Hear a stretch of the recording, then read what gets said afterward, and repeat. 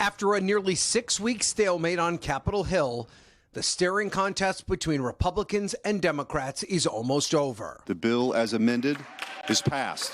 The Senate passing a measure overnight to reopen the government and provide full funding through the end of January.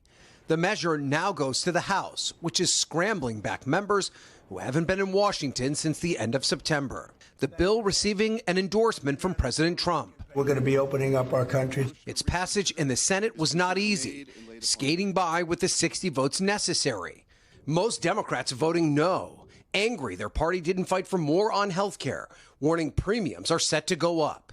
Look, I think it was a terrible, terrible vote at a time when we have a broken health care system. Now, some blaming Senate Minority Leader Chuck Schumer and a group of House members calling for him to step down, and President Trump taking a victory lap. He thought he could break the Republicans, and the Republicans broke him. Schumer blaming the GOP.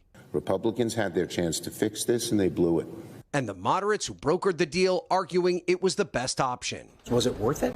We crystallized the fight about health care for the American people. But the House Republican leader not making any promises on a future health care vote. I'm not committing to it or not committing to it. What I'm saying is that we do a deliberative process. The end of the shutdown means relief for millions of Americans. Federal workers will soon get back pay, and those laid off during the shutdown will get their jobs back. SNAP benefit recipients will eventually get their funding back after weeks of receiving a fraction of what they're entitled to. All right, so Ryan, the end is in sight here. Walk us through next steps in terms of a timeline here.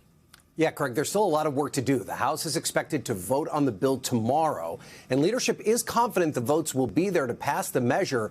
But House Democrats are encouraging their members to vote no, and Republicans can only afford to lose 2 votes. Now, if it passes, it could be signed as early as tomorrow night by President Trump, who has indicated that he will do so. As for those Obamacare subsidies, though, Republican Senate Majority Leader John Thune promised a vote on it by the second week of December. But it's not clear that it has the support to pass both GOP-controlled chambers of Congress, so those subsidies are still very much up in the air. Craig? All right, Ryan Noble starting us off from Washington. Ryan, thank you.